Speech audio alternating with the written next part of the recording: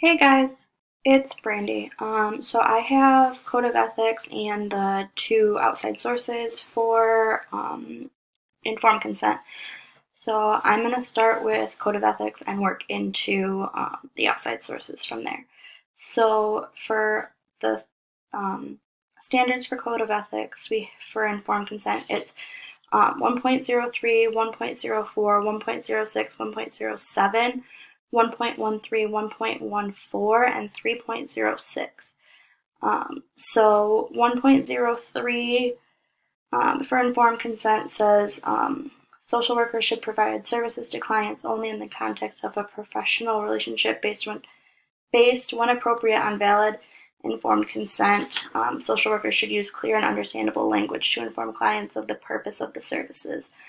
So basically, this means that if you have a client who doesn't read very well or can't read, um, you should be reading them any kind of informed consent forms that you are making them sign before starting services with you, and you should be speaking in terms that they understand. So if you have a child that you're working with, make sure you're speaking in terms that child will understand. It also goes on to talk about how if that client is not able to consent themselves, making sure that that third party who is able to consent for that client is making the decisions that are best for the client and not decisions that are best for them. Um, uh, so you have to make sure that you know that that the third party for the client knows it everything that you are going to be doing for those services, so that they can make the decision on whether or not it's good for the client, and if it needs to be something for the client. So 1.04 is competency. It says a social worker should provide services and represent themselves as competent only within the boundaries of their education, training, license, certification, consultation received, supervised experience, or other relevant professional experience. So basically, that just like don't try to give services that you're not qualified to give.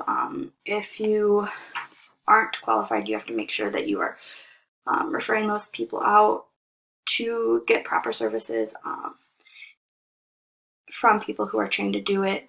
And that's why it's so important that we make sure that we know that clients know what our certifications are and what our backgrounds are, so that when they come to us, they know who we are, what they're getting themselves into, um, and how we are the best person for them to do what they have come to us for. Um,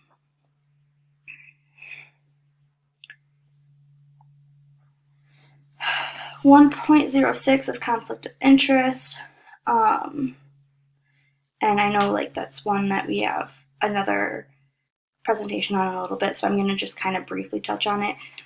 It's important that for informed consent, that you are aware if there might be a conflict of interest for the client population that you are serving, so that when when you need to excuse yourself, but you also when you need to make sure that your clients know what the conflict is and how you as the worker plan to make it not a conflict while you're working with them.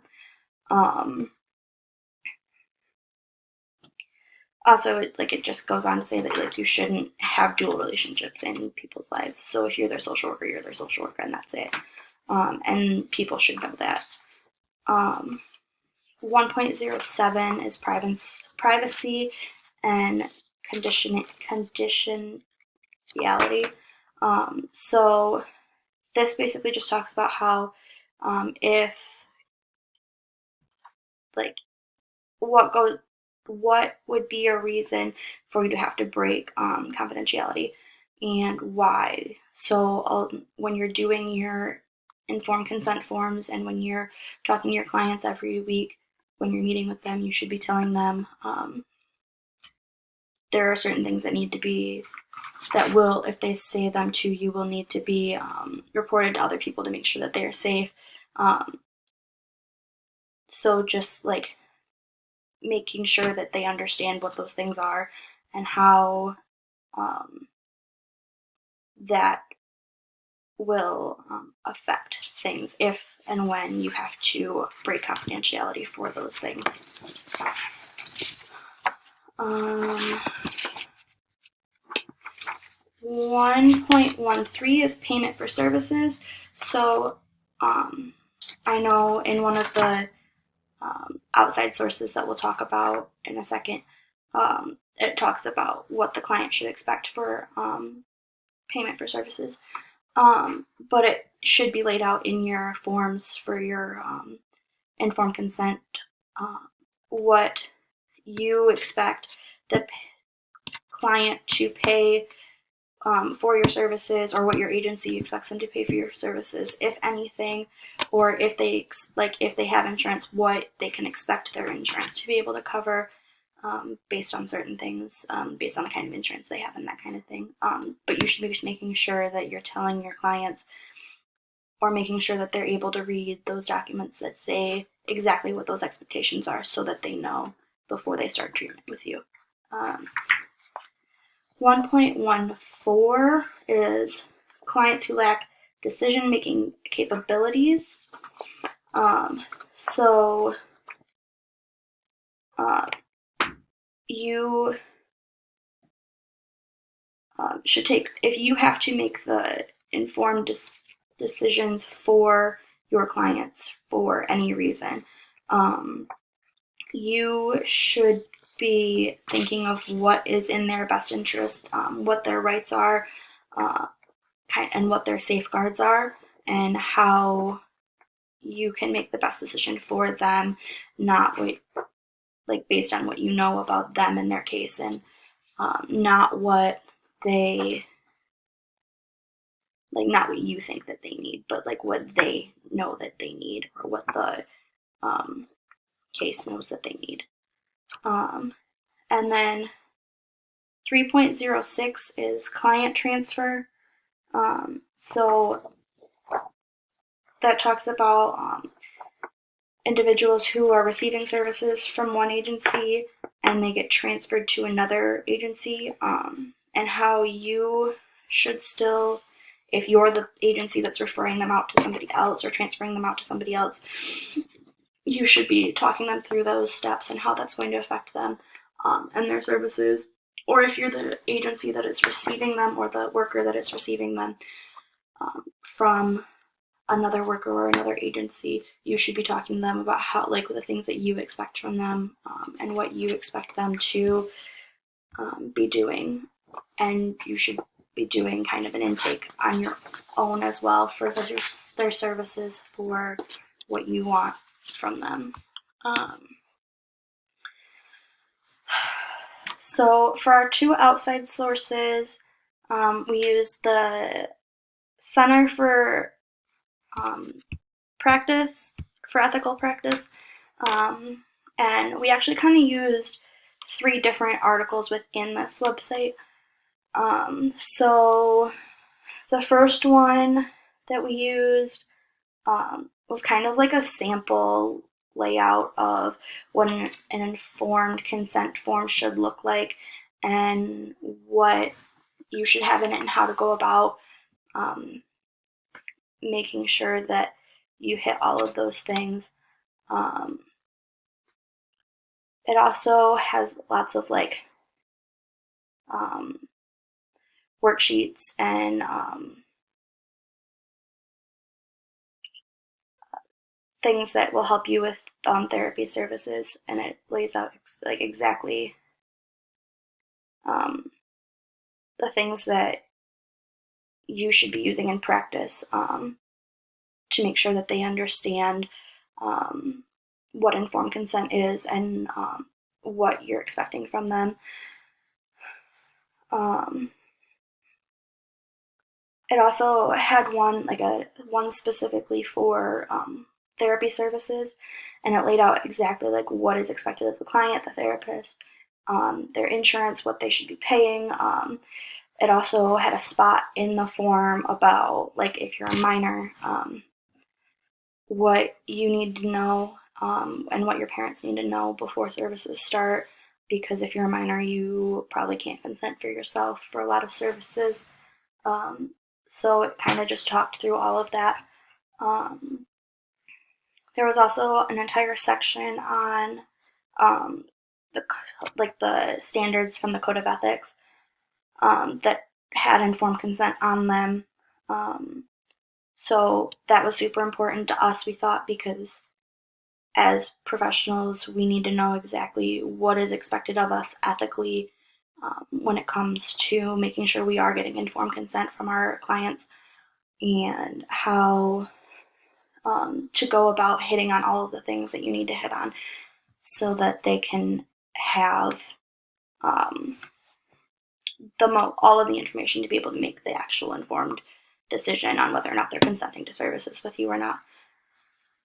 Um, so the second source was actually from NASW of Massachusetts, and this one um, told like was really good about laying out the limitations, and it gave like examples on how to include those limitations and the exceptions of confidentiality into your informed consent forms and how you should be wording those so that when you are having clients go through that initial paperwork when you first start with them, you can make sure that like they're understanding everything and all of the things that would mean that you would have to break confidentiality, uh, and how um, that would work and what that would look like.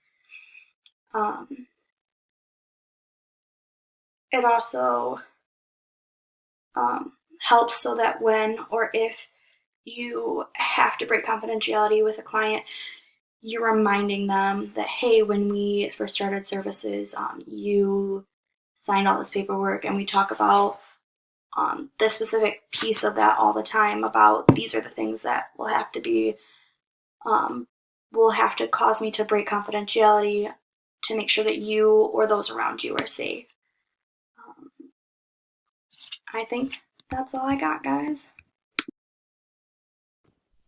Hi guys, this is Sarah, and I'm going to be talking to you about the dilemma example that is given to us in the text. So I have included a little summary statement of the ethical dilemma at hand, so you can follow along as I kind of go through it. So Carol is a married woman who is 86 years old, and she has been hospitalized following a fall in her home that resulted in a broken collarbone and a dislocated shoulder. So initially, she reported to the medics that she had woken up disoriented and in the night had fallen down the stairs. But later, based on prompting from her daughter and her granddaughter, Carol admitted to the social worker that there was a history of abuse by her husband, Nelson, who had inflicted past fractures as well.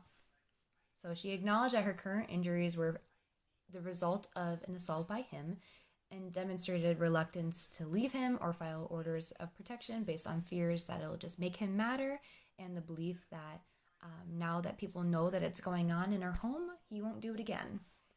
So Carol's offspring are adamant that she leave him before he kills her and want the social worker's assistance in convincing her to take action. They state that she is so brainwashed by him that she can't make a rational decision. And in that, the social worker also knows that some women are put at an increased risk if they file an order of protection, but does not want to discourage Carol from seeking safety, so she must decide what to do with the situation at hand. Situations are hard because, Carol is an adult of sound mind, so she can make her own decision when considering what she should do in the future and how to move along with her relationship with her husband and with her daughter and granddaughter. So, when trying to decide what to do for the social worker, that moves us into the 6-question model. So, the 6-question model consists of who, what, when, where, why, and how. And this is a really excellent tool for social workers to make an ethical decision in basically figuring out what to do next. So, first, we are looking at the who. So, in this kind of situation, obviously the social worker would go and speak to their supervisor, because their supervisor will have a little bit larger of a knowledge of what to do in these kinds of situations and can help give in their 2 cents about, what is the ethical thing to do and how to go about it.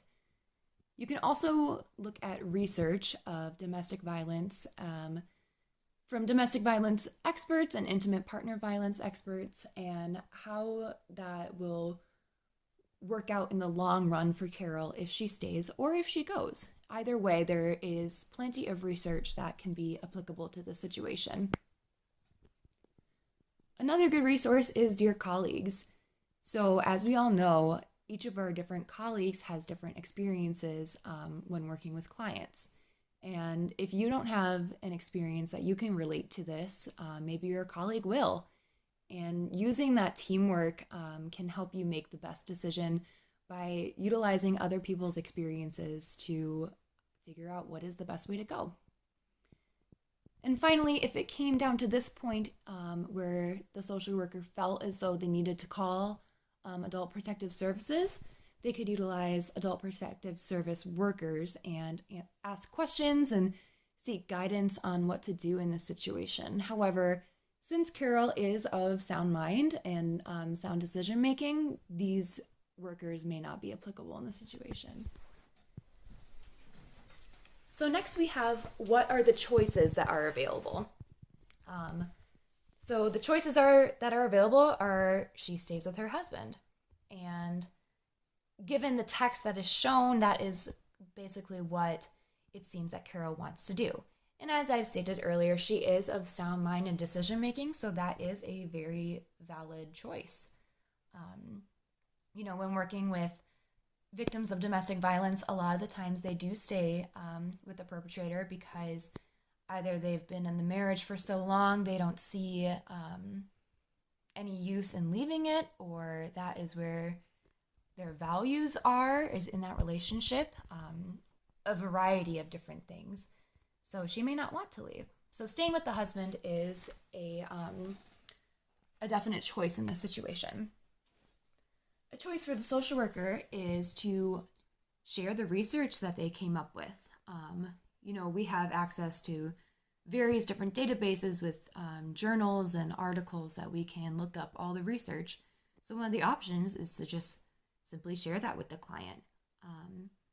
If you share the research that you've received with Carol, maybe that can help her kind of make a more informed decision about what to do next.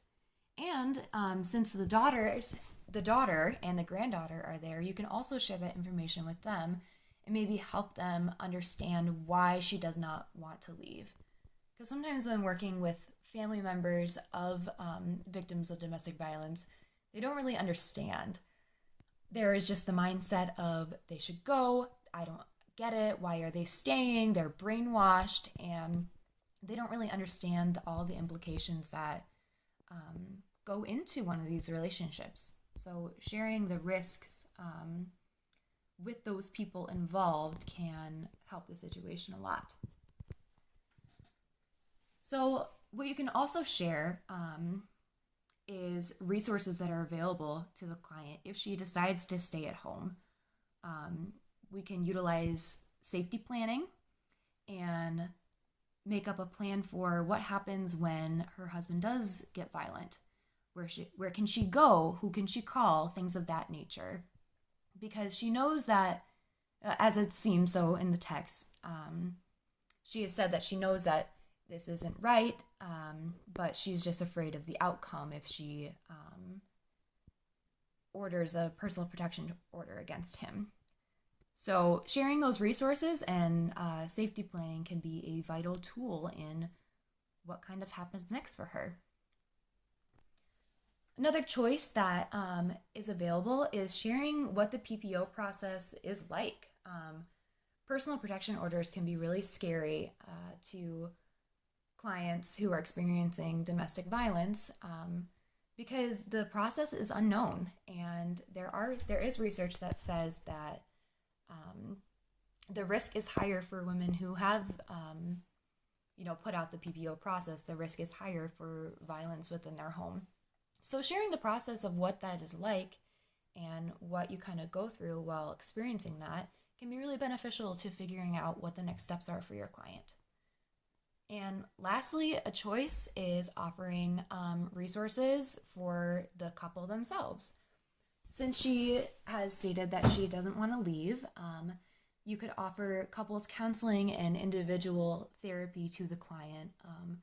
So that way she can process on her own, and they can possibly process together how to move forward and how to have better coping skills when dealing with these situations at hand. Next on the 6-question model is when have I made a similar decision, and what was the outcome, and was that outcome beneficial? So you can always look back at your own personal experiences, and also, like I said earlier, with who you can go to, your colleagues' experiences can also help in this manner. I know for myself personally, my placement is at a domestic violence shelter, and I have had a client who did not want to leave her husband because she was afraid of basically what happens next if she does. So she decided to stay with him. So when looking at the 6-question model and thinking about similar decisions that you've made in the past, it kind of works out where you can look at what was beneficial about the outcome of that situation or what wasn't beneficial, and you can take those stances and apply them to this. So you can do that and also work in the experiences of your colleagues. Next, we look at the where. So the where includes where did the laws, principles, and policies lead my decision. So when figuring out your decision in any kind of ethical dilemma, you always have to look at the laws and the policies that your agency has put in place and the principles that you uphold as a social worker. So in this situation, one of the first things that comes to my head is mandated reporting laws. And when dealing with this situation, you kind of have to look at, does this fall under the criteria of mandated reporting? There is a threat of harm to the client. So in my head, it would be a yes, it falls under mandated reporting, just because there is harm that is posed to her, and it is your duty to report that kind of harm.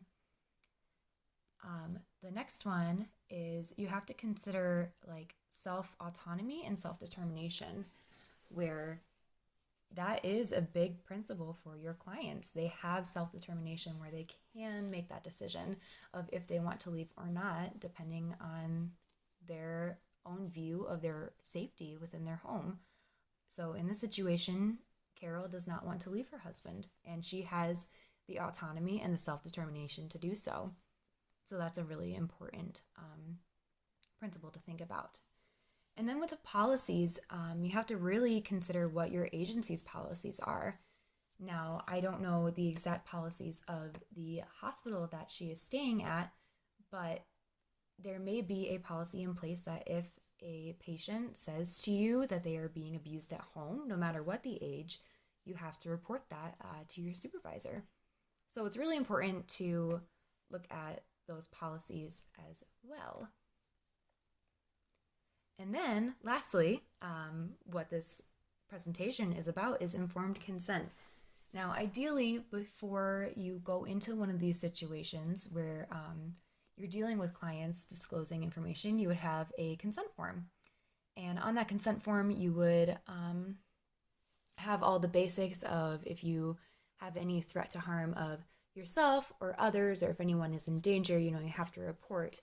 So informed consent is a really big one. So hopefully before you have had any contact with your client, they have been signing a consent form, so that way they know all of the limitations to confidentiality, and everything that goes along with that. But unfortunately, it doesn't happen all the time where you can sign a form before you interact with your client. So making sure that they are aware of what that consent form consists of, even after the conversation. And it may be awkward and you don't want to kind of push away the client, but it's important that they know the limits of confidentiality and the limits of disclosure that you have between your supervisors and the agency and the client themselves.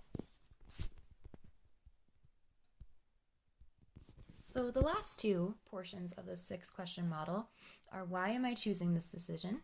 And how should I carry out my decision? So when working with this situation specifically, you really are working with the client and what she wants to do. If you've presented all of the materials that you can and offered all the resources, and she decides that she would like to go home, you have done your part in sharing those resources for her. So the decision for me in this case, and what I'm kind of basing my viewpoints on, is that she is deciding to go back into her home with her husband. So I as a social worker, am going to provide all of the resources that I can to her. I'm going to present all of the research, all of the options that she has. We're going to safety plan, and she is going to go home. So why I would choose this decision is because she is an adult of sound mind, and she has that self-determination that she can make her own choices. Despite what her daughter and granddaughter are wishing, she is the final one that has a say in it. So that is why I have chosen my decision. So how should I carry it out? Providing her with all of the tools that I can to go home with, whether that's like printouts, if printouts are safe to bring home. And then also the creating of the safety plan. That is something that I can keep if that is another option that is not safe to go back into her home. And carrying out the decision further, you can set up counseling services that can start after she is released from the hospital or while she is still in the hospital. You can connect her with a counselor there. So there are many different options of kind of how to go about this situation, but the 6-question model is a very useful tool when going about ethical decision making and deciding what to do with the information that the clients have given us.